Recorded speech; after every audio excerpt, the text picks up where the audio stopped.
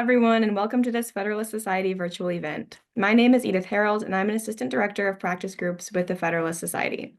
Today, we're excited to host this FedSoc Forum called Searching for the Right Remedy in US v. Google. Speaking with us today, we have Thomas DeMatteo of the Senate Judiciary Committee, Geoffrey Manne of the International Center for Law and Economics, and Anant Raut of the National Institute of Standards and Technology. We're also joined by Ashish Agarwal, an antitrust consultant at the U.S. Chamber of Commerce and the American Edge Project, who will be moderating the discussion today. If you'd like to learn more about today's moderator or speakers, their full bios can be viewed on our website, fedsoc.org. At the end of the program, we may turn to the audience for questions. If you have a question, you can enter it into the Q&A function at the bottom of your Zoom window, and we'll do our best to answer as many as we can. And finally, I'll note that, as always, all expressions of opinion today are those of our guest speakers and not the Federalist Society. With that, Ashish, thank you for joining us today, and I'll hand things over to you. Well, thank you very much, Edie, and thank you to the Federalist Society and the co-chair of the antitrust practice groups of Anant Gans for helping to make this happen. As you know, if you're tuning in, last year, a federal court found that Google has monopoly power in the markets for general search services and text ads, and that Google enhanced that power via exclusive agreements that set Google as the default search engine. In a few months, that court will hold proceedings to determine the right remedy. Its decision could affect how millions of Americans browse the web and upend the U.S. tech sector relative to international competitors. And depending on what DOJ does, the case could provide early signals regarding the new Trump administration's posture toward the tech sector and antitrust remedies writ large. Today, we have an outstanding panel to discuss these issues, and since we have a lot to cover, and since Edie already gave you a far too brief introduction into your roles, let's just get right to it. Jeff, for those who maybe haven't been following these cases super closely, could you frame the Google search case, what happened in the liability phase, and also maybe distinguish it from another case that's pending against Google, the AdTech case filed by DOJ? Sure. Thanks, Ashish, and thanks to the FedSoc for having me. So very quickly, the Google search antitrust litigation, as Ashish said, focused on Google's alleged monopoly or dominance in the general search market, where the issue in the case was specifically Google's default distribution agreements, where it pays Apple, Mozilla, and others to make Google the preloaded search engine on those so-called search access points, like on a browser or on an Android phone or whatever. In the Judge Amit Mehta's ruling in the U.S. District Court for the District of Columbia in August of 2024, he concluded these deals were exclusionary under Section 2 of the Sherman Act. A couple of important things about the decision that I think are relevant for our discussion today in particular. First of all, the decision emphasized scale and user defaults as important aspects of the determination. The court reasoned that securing default placement effectively denied competitors the usage data that they need to refine their search engines, making it harder for Bing or smaller search rivals to compete with Google. The court did acknowledge that Microsoft had, at least for a time, underinvested in Bing, and that certainly the relative quality of the search engines is an important aspect of the case, but it ultimately concluded that Google's arrangements locked in much of the market, limiting genuine competition. So one of the big sort of criticisms of the ruling, and again, particularly relevant to our discussion today, concerns whether the deals were actually exclusive or not. The court states that a prerequisite for an exclusive dealing claim is that an agreement has to be exclusive.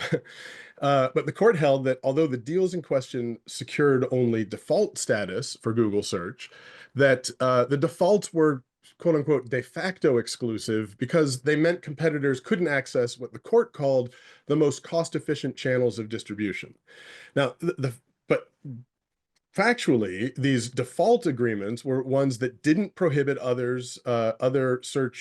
competing search engines from being installed on competing devices or browsers. And in fact, other search engines were sometimes also pre-installed at various search access points and readily accessible to users. Nothing prohibited users from switching to these other search engines either. Now, in fact, Google argued that user behavior didn't support the idea that the agreements were exclusive. Nevertheless, the court found that despite some users accessing search through these non-default access points, a substantial amount of queries still go through the default. The fact that some users access search on non-default access points wasn't considered by the court to be dispositive on exclusivity. Critics, however, contend that consumer preference could account for the lack of switching, and that the lack of switching doesn't mean that the default agreements were necessarily exclusive. The second aspect of the opinion that I want to raise, and again, I think is relevant for our discussion today, is that the standard the court employed with respect to causation in the case was relatively permissive. In other words, the court agreed that essentially merely showing that defaults could maintain Google's monopoly was sufficient. The plaintiffs, the DOJ, didn't have to prove that they actually caused Google's monopoly or dominance. And as I said, many critics, including me, have pointed out that that consumer preference is perhaps an even more likely driver of the observed market shares and sort of structure of the market, and that without going farther, without requiring more of a causation standard, it's inappropriate to determine that the default agreements are what caused the alleged anti-competitive harm. The reason I think that's particularly relevant for our discussion today is that, of course, when you think of a remedy in the case, you want the remedy to address the thing that caused the outcome that you think was problematic.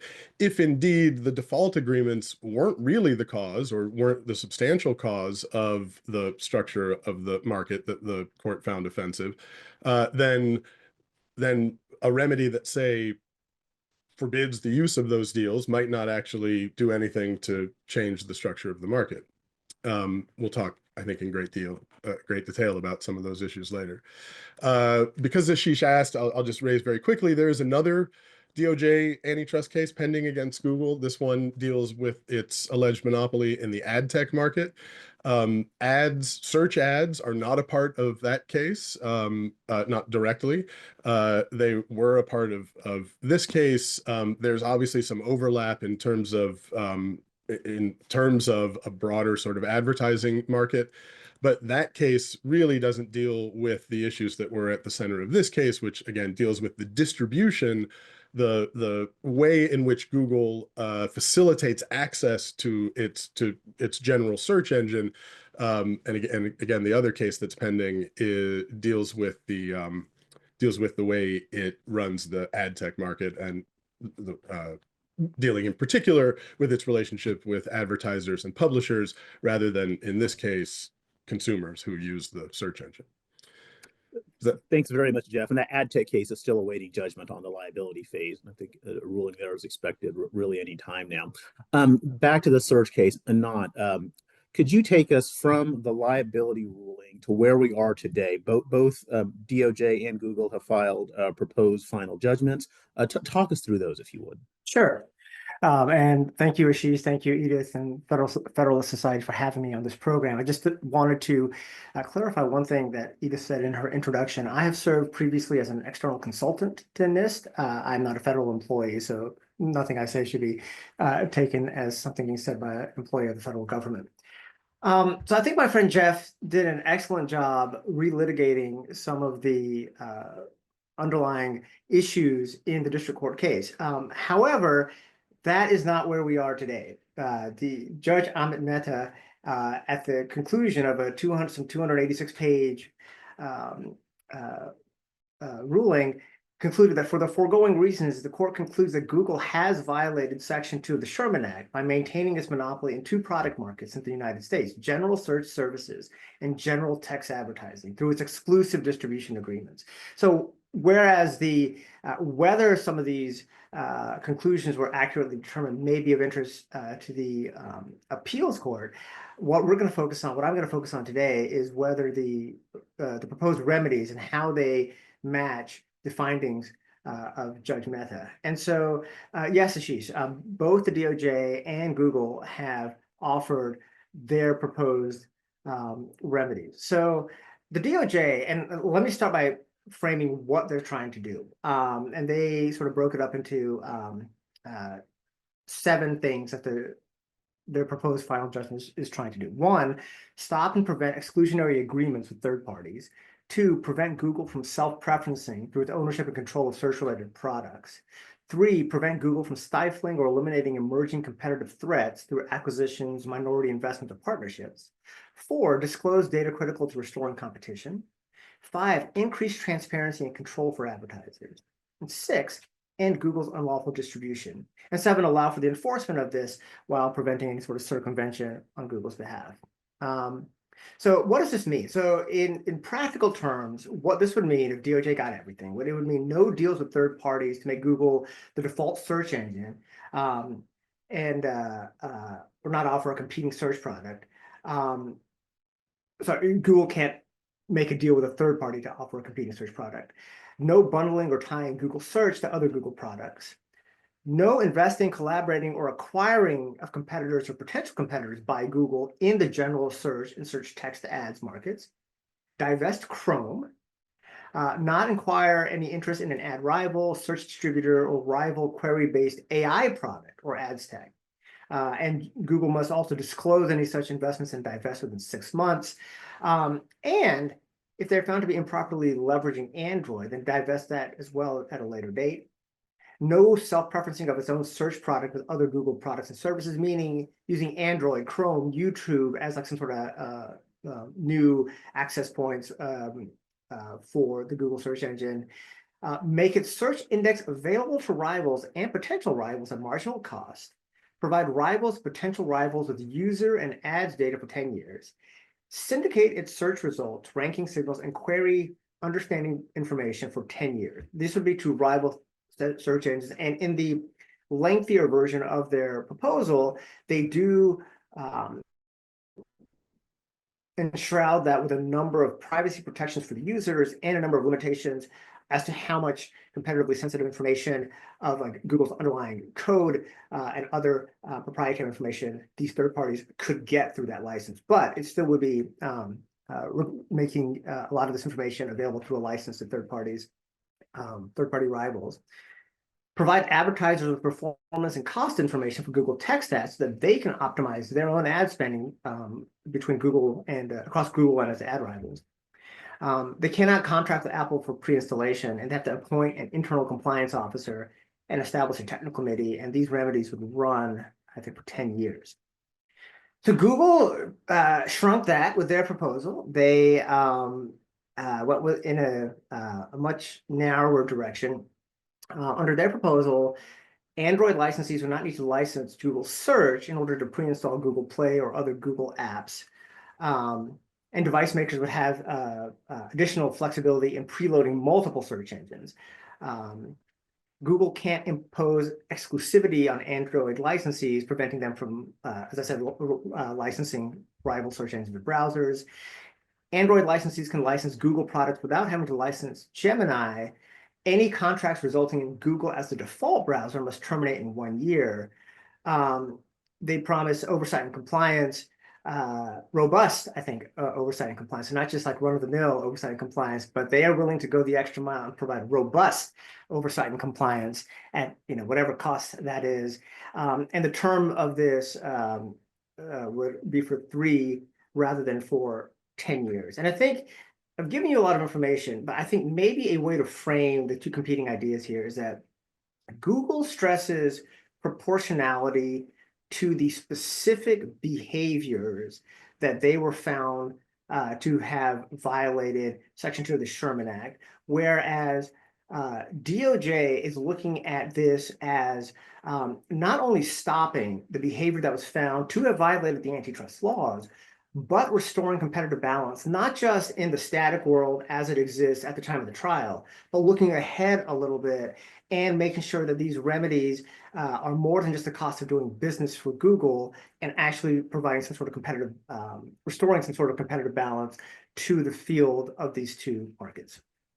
No, that's a great way to frame it. And that leads into my question for you, Tom, which is what legal standards should the court use to evaluate these proposed remedies? Because in this proposal, Google very much stresses language from precedents, including U.S. versus Microsoft, stating that an antitrust remedy should have a quote, causal connection to the underlying violation, whereas DOJ stresses much broader language along the lines that courts should impose a comprehensive remedy to restore competition. What's your view about what the right standard is here?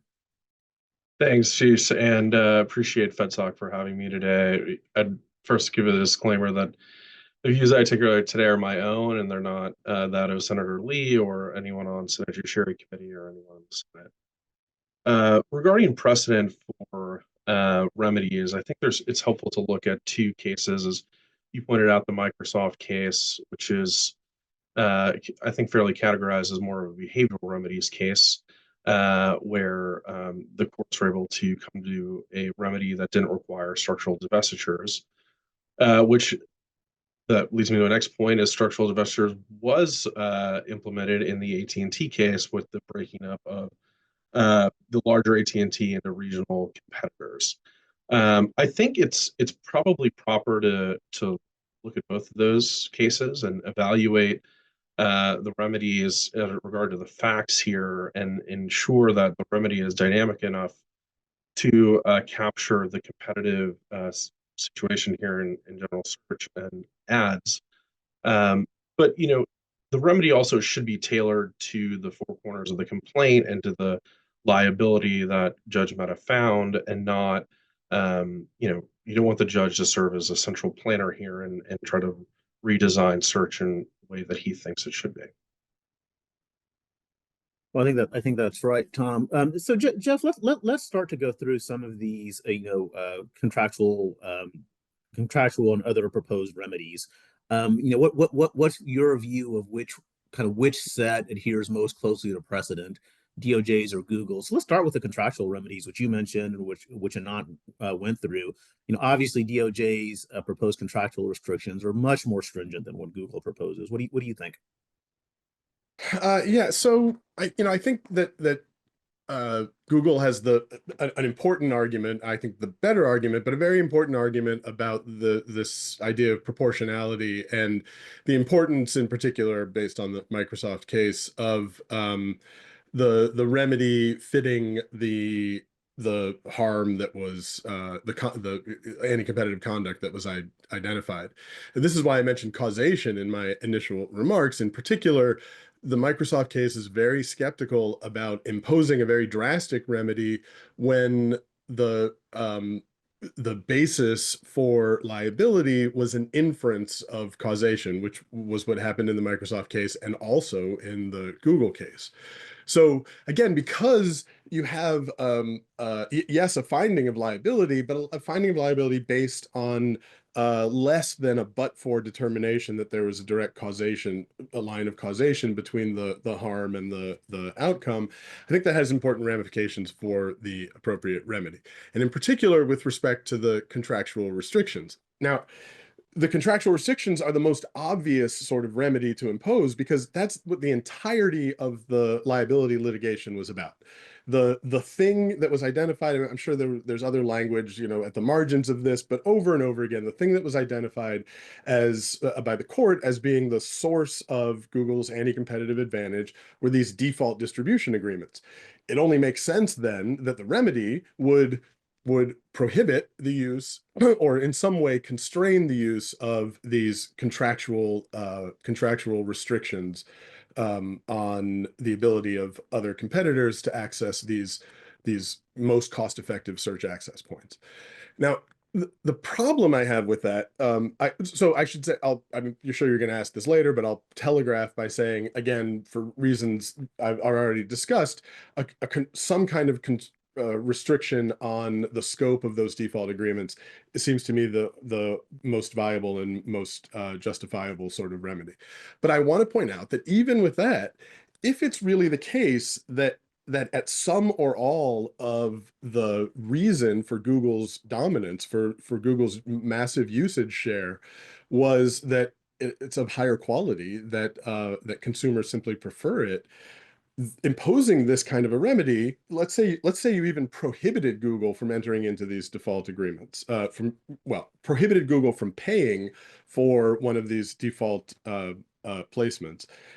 If it's true that consumers are going to use Google anyway, even if Google isn't installed as the default, everyone's going to switch to it anyway, and you're not going to see a huge amount of change in the structure of the market. And And that should be okay if indeed the primary reason for Google being used so much is that consumers simply prefer it, then we shouldn't worry the way the DOJ seems to about making sure that the market looks different than it did in a world in which Google entered into these default agreements.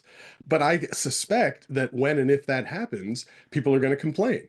People are going to say, well, this remedy doesn't go far enough. But maybe that sort of remedy goes exactly as far as it should, because again, only some, if any, of Google's dominance in this market is attributable to the actual default agreements. But one other important point to make about the default agreements before I yield is that the judge in this case doesn't have any authority over those who provide the defaults, Mozilla and Apple primarily. So what if the judge says, Google, you can't you can't enter into a default agreement with one of these providers? It can't say that to Apple and to Mozilla. They can still install Google as the default. Arguably, they just can't get money for it. That creates a whole other set of problems that I think we'll talk about, but it's just important to point out that even if you impose that remedy here, it's not clear that Google wouldn't still be installed as the default. Indeed, in Judge Manne's opinion, he points out multiple times that there's testimony that says that there is no price at which Apple would install Bing as the default over Google. Google's just that much better. There's examples where Mozilla did in fact experiment with having Bing as its default provider, and it's amazing. You know, Google is all of a sudden Bing is the default. Within 12 days, more than half of users switched away from the default and just used Google themselves. So there's every reason to think that, in fact, even if you prohibited Google from paying for default status, those Apple and Mozilla would likely still, even if Microsoft or someone else offered to pay them, still implement Google as the default. And then you just have this weird world in which Google's still the default, and yet they've just gotten a windfall because now they don't even have to pay for it. On the flip side, Mozilla in particular now doesn't have revenue to support itself. And if Mozilla can't be paid by Google for that default status, Mozilla may go out of business with important ramifications. So Anant and Tom, do you agree with Jeff that Google's proposed remedy is a little more tied to the liability finding? And then do you think that Google should be allowed to pay for default status at all? Anant, I'll start with you. Yeah, so if I can respond to a couple of things that Jeff said, and I say this as an avid Google search user, I feel like there should be a term for the exclamation people make when you're clicking on something on the internet to search and you realize that you're in a Bing search by accident. But that said, I disagree. I mean, the district court found the power of defaults through examples that were provided in the economic testimony. I mean, Google has this tension where they're trying to argue that they don't, that they shouldn't be prevented from paying for being the default search engine, yet at the same time, competition is only a click away, so people would click over to them anyway. But at the district court level, they found that Microsoft's Edge browser, which allowed you to toggle between search engines, even when you could toggle between search engines, Microsoft Explorer still ended up having 80%. Bing ended up having 80% of the searches, meaning that even though people think of Google as the superior search engine, the power of default was so strong that Google in that situation is only able to get 20% of those users, which is why they realize that there is a real power to the defaults. Now, in terms of whether Google's proposal is more narrowly tailored to the harm, looking at it from the perspective of the DOJ, I think it's also important to understand how these default contracts work. I mean, some listeners may be thinking of it as kind of just an auction, and whoever pays more gets to be the default search engine on these browsers, and that's the end of the story. But it's that plus something else, which is like a kickback, not an illicit kickback, but the Apple, Mozilla get a percentage of the ad share that their default search engine produces. So at this point, if Google already has this large market share. Not only does it have the, if you want to call monopoly rents, call monopoly rent to pay more than its competitors for the default placement, but it can always share more ad revenue, which I think provides the context for the Eddie Q quote that Jeff said, which is that there is no amount that is worth it to Apple to switch because Microsoft's Bing, not necessarily because it's a worse search engine, but because they cannot provide the same amount of revenue share, given that Google controls something where between 84 and 94% of the search market. Let me turn it over to Tom for a second. I think Jeff in his opening was right to point out that this whole game is about defaults and scale. So it never really understood why, if Google truly believes that they're a better search engine, they have to pay for it. If truly they are better and consumers are going to flock to Google, then it doesn't make sense to pay billions of dollars for default access. They're paying it because they want to be the default in order to keep their scale and monopoly in place. So a remedy has to get at the heart of those defaults, and it has to allow competitors to, and I know there's been some comments trashing Bing here. There are other search engines besides Bing. There's Brave, there's DuckDuckGo. There are other players that could step into the place, and and to help build those search engines, they really need access to data and signal in order to foster growth and innovate off of that.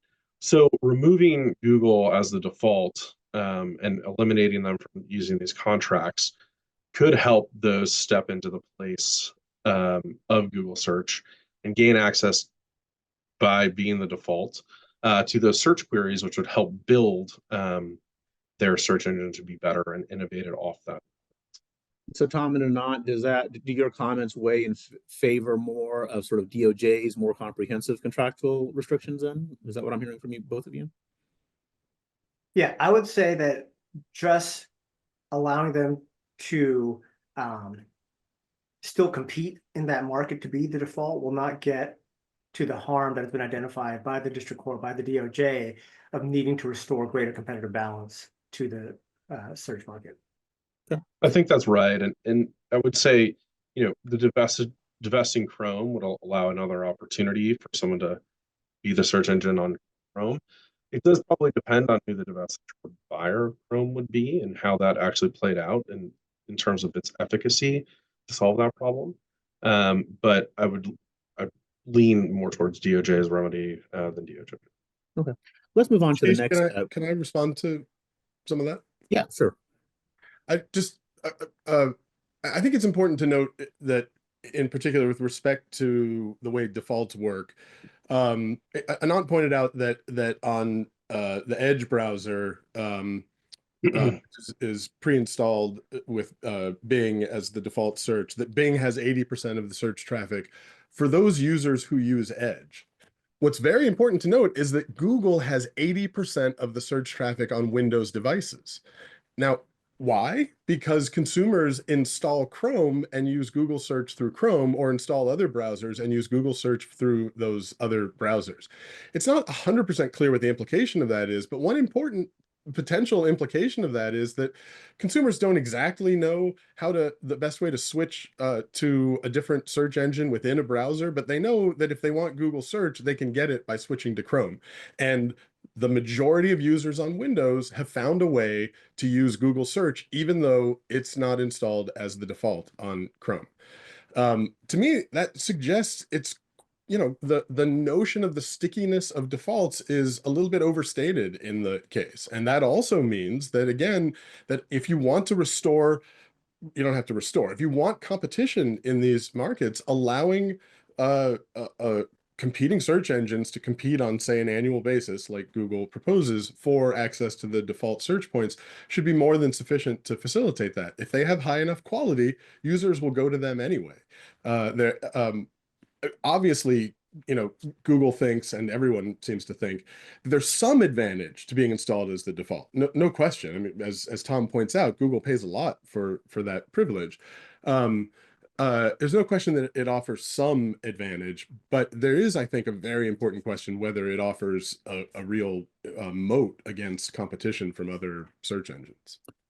Let's talk about the kind of the next category of kind of proposed remedies. And Anant, I'm going to start with you on this one. So, the data disclosures, you might call it a duty to deal. So, Anant, as you mentioned, DOJ would require Google to make a search index available at marginal cost to rivals and provide all sorts of ad data and search results at 10 years for 10 years at almost no cost. What do you think about that proposal specifically, and how does it relate to the precedents we talked about?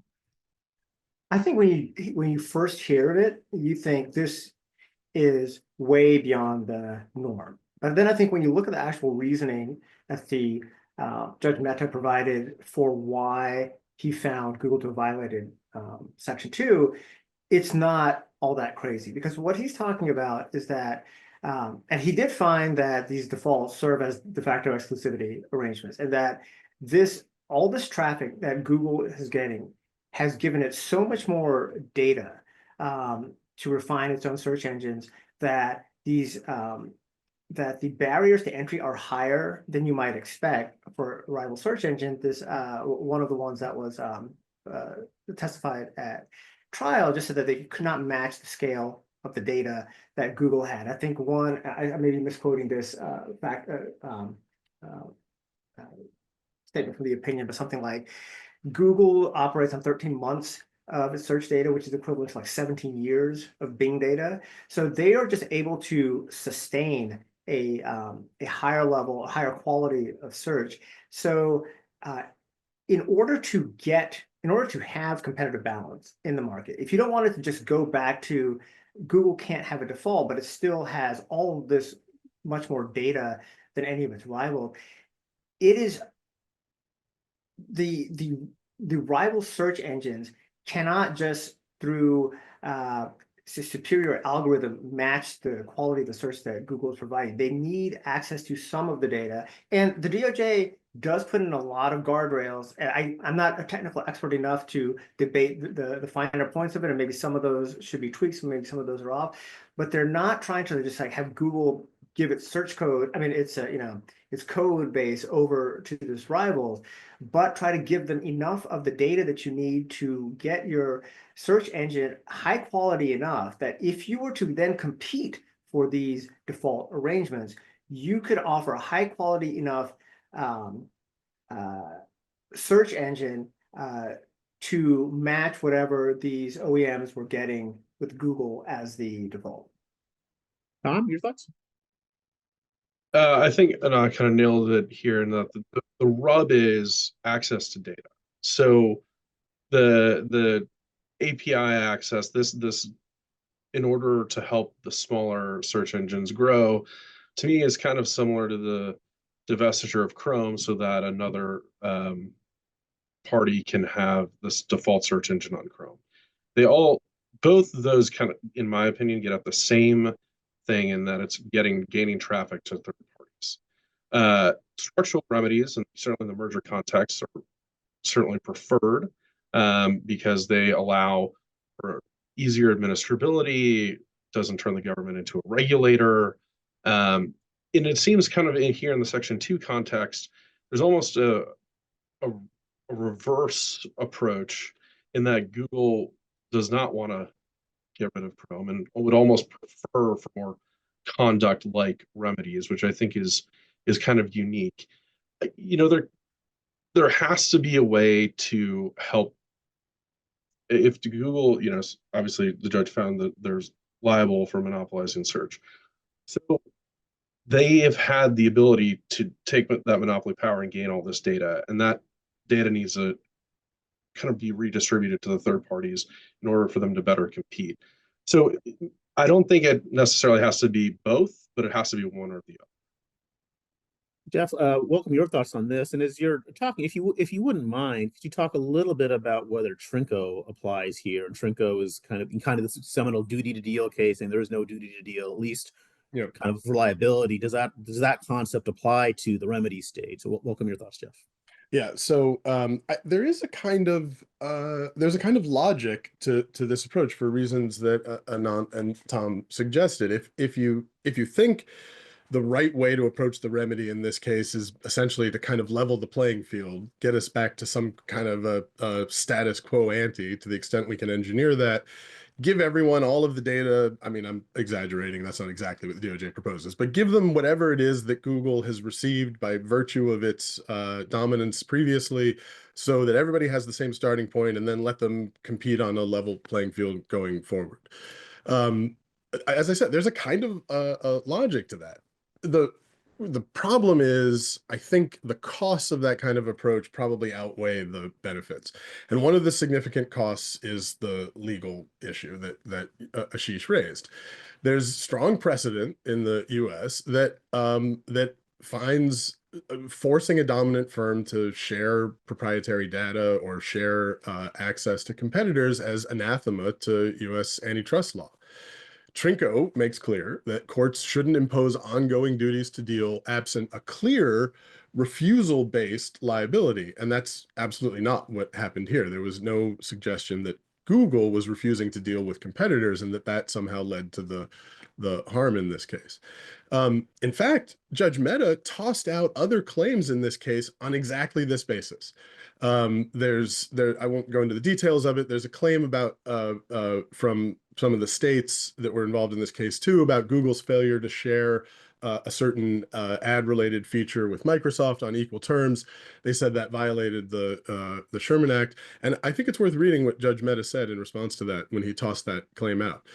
Plaintiff states seek to bypass the no duty to deal doctrine entirely, and I'm skipping some parts of this, but adjudicating plaintiff state's claim would require the court to act as a central planner that endeavors to identify the proper terms of dealing. Their claim requires grappling with a host of questions that the court is ill-equipped to handle, and those thorny questions foreshadow the challenges the court would face in administering a remedy. Now, as Ashish intimated, and as the court suggests here, the Trinco case specifically deals with the question of liability and whether we should impose liability on the basis of an actor refusing to deal with a competitor. But I think it's very clear that the same logic applies to the remedy. You can't really separate the two. If the reason the court disfavors a finding of liability on that basis is precisely that remedying or dealing with that source of problem entails the court becoming a central planner. It entails a host of questions that lead to significantly more regulation in the future. And those are all aspects of the remedy that would be imposed. So I don't really think there's a significant difference between the fact that the Supreme Court has said refusals to deal are disfavored at the liability determination from the fact that that they should be disfavored at the remedy stage. Yeah. One of the many interesting parts of this case, this opinion to forthcome. Let's move on to the another big category of proposed remedies. And Tom, I'm going to start with you on this one. And you've mentioned a couple of times divestitures, basically to prevent self-preferencing. Sounds like you're either in favor of that remedy or think it's a good idea. So say a little bit more about that if you would, and then also just if you would address the point that divestitures is an extraordinary remedy. It's maybe the most severe remedy that you can have under antitrust law. So why do you think that would be justified here? Divestitures, as I mentioned earlier, they're cleaner in the merger context because it's typically for a company actually merges and becomes one and they become integrated. Divestitures just prevent from regulatory DOJ having a monitor, and it makes a cleaner administrability of a remedy, and it would allow the private sector to at least have the opportunity to stand up a more competitive remedy than DOJ and a court having oversight over it. And the data access that we mentioned, as Anant mentioned, there are guardrails, but that kind of can get a little messy, and folks can play games with that. Google could play games with it. Third parties could play games with it. Divestitures are clean. However, in this context, it certainly is an unwinding of a company. as again, look at AT&T, it's not unprecedented, but it is a more extreme remedy in some senses, because you are splitting up a company. And I think, and I'll be interested to see how the remedy hearing goes.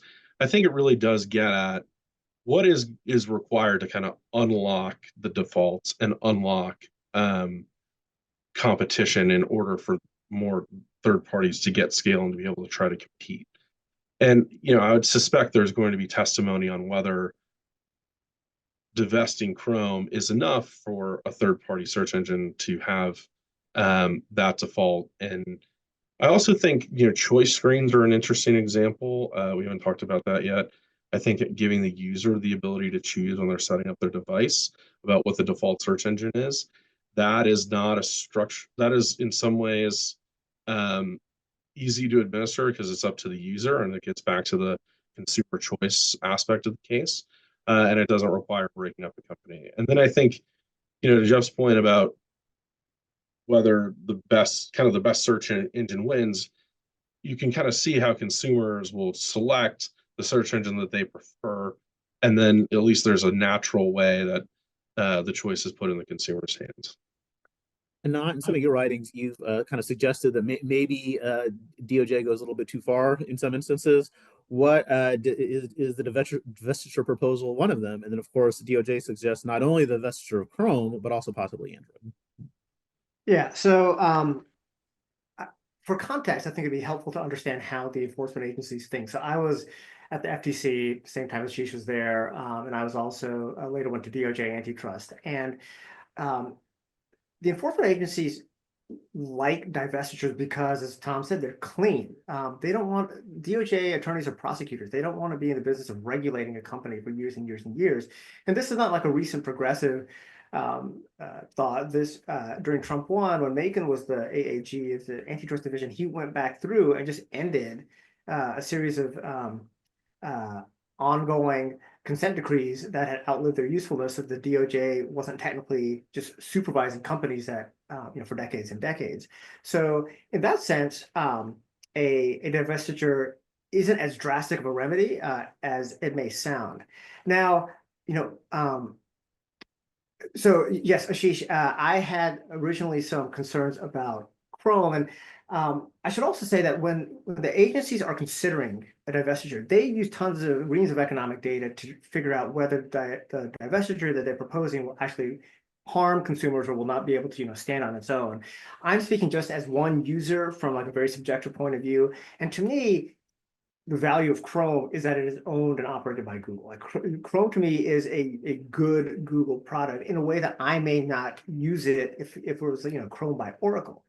That said, so initially I thought divesting Chrome, you're just gonna lose Chrome users. You're not gonna have the same number of users as an access point for a rival. That said, there are a small number of potential buyers for Chrome where I could see an actual benefit to consumers. And the one that jumps to mind is OpenAI. I mean, what could potentially disrupt this fairly static online search market is people now turning to AI products and AI chatbots for their search inquiries and getting all the answers they need in one place and having to click through links. If you took some of the better AI products, and again, I'm just using OpenAI as an example because it's one of the most prominent, and then you linked it to a distribution system, then all of a sudden you may have a true rival to Google in a way that the divestiture makes sense because it's going to someone who could actually disrupt the entire market, not necessarily to venture capitalists who are just trying to use the user data. So it's extreme, but I can see circumstances under which divesting Chrome entirely, if their hands the right buyer, could actually be pro-competitive. Jeff, I suspect that you agree that this is an extreme remedy, but probably come out on the different side. You want to say a little more? Yeah. So, I mean, there's a couple of things. First, I have to say the problem with a divestiture remedy in a case where integration has not been identified as the source of harm is you're just picking like some random thing. Let's say, does this hurt the company enough that we think it gets us the outcome that we want? What if we slice this thing off or this thing off?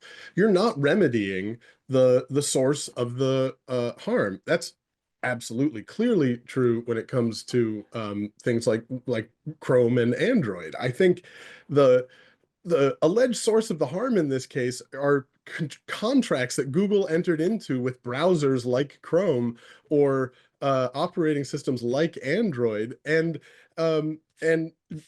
basically the court says their ability to do that without owning those entities is sufficient to give them this monopoly power. So we're going to remedy that by giving them the ability to contract with someone else in that position. Now, obviously, you could have other constraints and you could keep piling on the constraints, but eventually you're picking like as I said, a kind of artificial way to sort of hurt Google in order to effectively level up the competitive status of others. It's also not as simple. I mean, it's so easy to say divest Chrome. The technical difficulties with that, the complications involved in that, I think are well beyond any of us on this call to really understand, but enough far beyond my understanding that I know that they are significant, that it's not just like, for example, selling a factory off to someone else, which by the way, itself is not as simple as it sounds, because of course there's a huge ecosystem of other entities that have built up around that physical factory that all have to be adjusted when you sell it off. But that's true in spades with something that's technologically integrated in the way that I think Chrome is. Now, in terms of as a legal matter, it's absolutely a dramatic and drastic remedy. The courts have repeatedly expressed how disfavored it is, partly for reasons that I've been suggesting.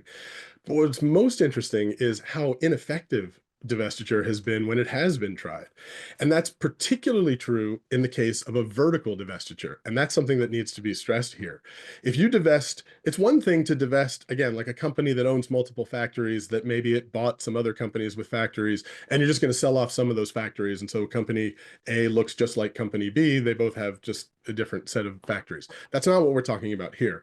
We're talking about cutting off some other aspect in the vertical chain around search and selling that off to another company. Now, the U.S. history with intervention in mandatory vertical divestitures or prohibition of vertical integration is horrible.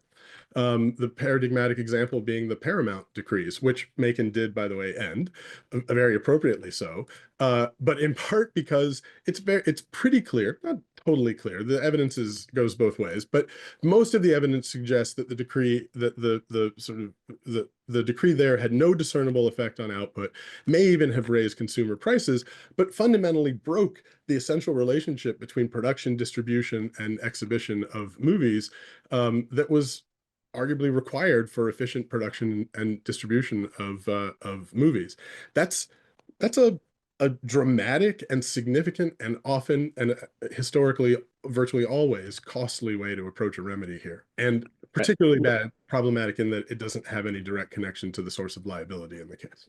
All right, let's talk about another huge category of proposed remedies, but also very much ties into current events and something that are not mentioned, AI investment limits. So DOJ proposes that it would prevent Google from acquiring any interest in any search in a query-based AI product or ads technology. So look, at a time when, in a week where China's, DeepSeek has upended Silicon Valley and much of Washington, does it make sense as a legal and policy matter to impose this kind of restriction on on one of America's leading technology companies? Tom, let's start with you, and please do, as you're answering the question, do answer the China critique a little bit, and is this something that courts should even think about? So I think when you look at DOJ's complaint and when you look at the liability decision from Judge Mehta, I don't think you're going to see DOJ arguing that Google search competes with AI, because that would expand the market, that would drive down their market share if you say that there's there's open competition between general search and AI. So with that, it strikes me as some tension of precluding Google from investing in AI. They're not currently competing with it. I'm not sure I quite understand why they're restricting Google, or wanting to restrict Google from investing in, seems like a similar Chat GPT type of product, unless over these markets do change, and unless over the last couple months they've seen some instances where users are turning more to open source AI to look at questions and queries, and so I think that might be a bridge too far to restrict Google's investment. I think it's appropriate when we think about AI to also think about access points and how are consumers accessing AI. And we don't want to regulate AI and discourage investment in AI insofar as that it undermines innovation and incentives to innovate and develop the best product. And as you pointed out, this week the new developments coming out of China, I'm still unsure if the reported investment numbers and energy numbers around it are actually accurate. I think it's always safe to kind of look at those reportings with skepticism. But it does seem like this is a global competition at a country level, and you don't want to regulate or disincentivize American competition abroad, especially with countries like China. Anant, would love for you to weigh in here. And Tom raises an additional point on AI, which is that AI does seem to be changing the search market a little bit, or holds that potential. Judge Mehta said as much in his order. You have Perplexity out there and OpenAI, and search is changing a little bit. So when you factor in Chinese competition as well as changing market dynamics, how should that affect the court's thinking in terms of a remedy? So starting with the China argument, look, there's always a little bit of public policy subterfuge that happens with big companies. If you're talking to the Democrats, you say too much enforcement is going to harm our ability to serve marginalized communities. When you're talking to Republicans, you say too much enforcement is going to harm our ability to compete with China. In this instance, you do have this big news that came out of China on Monday, but there's also a tendency when there's a disruptive event to just turn around and punch the guy you wanted to punch to begin with. And so when this comes out, you're like, aha, I told you antitrust was the problem here. Whereas, as Tom pointed out, it's also not clear whether they maybe just violated their TOS with OpenAI, stole some of that stuff, and whether their numbers match up. I do think, though, that Tom makes a very perceptive point about this kind of muddying the general search market argument. If you're arguing that AI, is sufficiently disruptive, I think Judge Mehta correctly identified that it has some potential. I looked at this argument and this request for relief as a holdover from how the Biden administration pursued sort of on the outer left edge of acquisitions by large companies, looking at what would often be considered just like vertical acquisitions as potential competitors and therefore potential rivals. Honestly, I think if DOJ could walk out of this with just getting disclosures, because a lot of these deals involving acquisitions of small tech startups go unreported, getting disclosures and then just getting some sort of commitment to not bundle Gemini with other Google products, they'd be happy. I don't know that they're really pushing for this one as one of the remedies. Jeff? Yeah, I think it's crazy far afield for reasons that we've been talking about. I mean, it's difficult enough to re-engineer an existing market. It's crazy to think that we're going to intervene in a nascent market, and with respect to AI's role in search, a really almost non-existent market, and successfully engineer that market. It's just a huge mistake.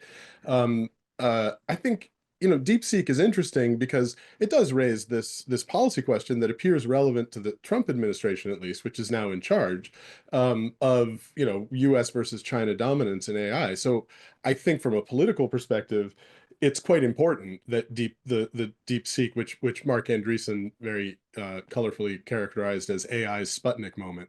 I think That is actually very important for what we're going to see. I think it's very unlikely the Trump administration would pursue that kind of remedy, in part for that reason. But DeepSeek is also a little bit of an outlier. For the most part,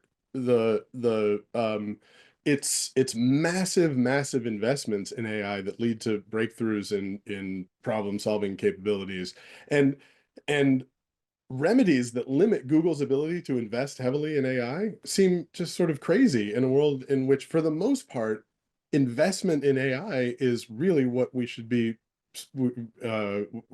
thinking about right now. And again, the Trump administration obviously very concerned with that. So Well, Jeff, I guess. Jeff, you anticipated my next question, and guys, I'm going to ask for like 30-second answers. Got a couple of quick questions. We're almost at time. So the question is, and Anant, we'll start with you. Do you expect the Trump administration to change DOJ's posture at all? You know, at times, obviously, you know, the president's been very critical of tech, but you know, he was asked during the campaign, point blank, should Google be broken up? And he said, if you do that, are you going to destroy the company? What can you do without breaking it up to make sure it's a lot more fair?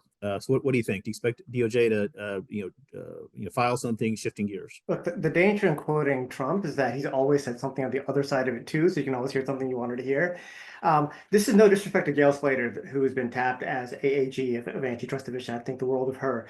But if you accept this administration's argument that you have a unitary executive and the president can direct the DOJ what to do in its prosecutions, then you have to think, like you asked, what would Trump do in the situation? And I think his worldview is shaped by how nice are these companies treating him. And I think if Google plays nice with him and donates $1 million to his inaugural committee fund, et cetera, he might exercise the authority he believes he has and direct DOJ to pursue a lighter remedy. Tom? I completely disagree with that. I don't think that's what's going to happen at all. I think you have to look at what President Trump actually said, and I think he phrased that as a question. And I think it's a right question to ask. You don't want to destroy Google, but you want to ensure there's more competition. And I think the court has to look at that in the hearing of getting to the right answer of spurring competition and not destroying a company, but not allowing them to continue their monopolistic practices either. I don't. Sorry. No, that's Sorry, Jeff. Yeah, I mean, look, the Trump administration's beef with big tech is over what it sees as these problematic content moderation policies. And it's hard for me to believe that it has an interest in hamstringing our most successful companies and handing victories over to foreign competitors.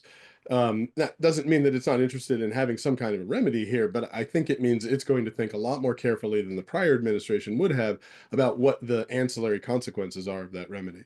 Now, I was hoping we. Sorry, Jeff. I was hoping we'd have a little more time to talk about this case as a precedent for some of the other tech cases. You know, there are enforcement actions right now that seek structural relief against Microsoft, Meta, Amazon, and a significant case against Apple. So just a yes/no question I'm going to ask. Do you expect the current administration to seek structural relief in any or all of those cases? And not starting with you. No. Tom? Or Jeff? Tom, you're muted. I don't. You do not, Tom? I don't. Okay. Final question. You all see the tie and lapel pin I'm wearing. I'm the moderator, so what the heck? Super Bowl predictions. Who's going to win? Who's playing? Anant? I actually know who's playing, but that's all I know. As like a football history buff, I would just love to be part of history and see Taylor Swift win. Tom? I'm a Steelers fan, so I guess I'll go with. I grew up in Pennsylvania, so I guess I'll go with the Eagles. I don't want to see the Chiefs win it 50 times.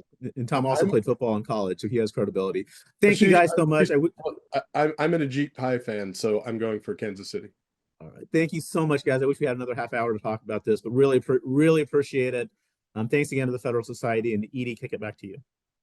Yeah, just to echo on behalf of the Federalist Society, thank you so much to Tom, Geoff, and Anant for speaking with us today, and to Ashish for moderating. We're so grateful for your time and expertise. Thank you also to our audience for joining us. You can stay up to date with announcements and upcoming webinars on our website, fedsoc.org, or on all major social media platforms. Thank you once more for tuning in, and we are adjourned.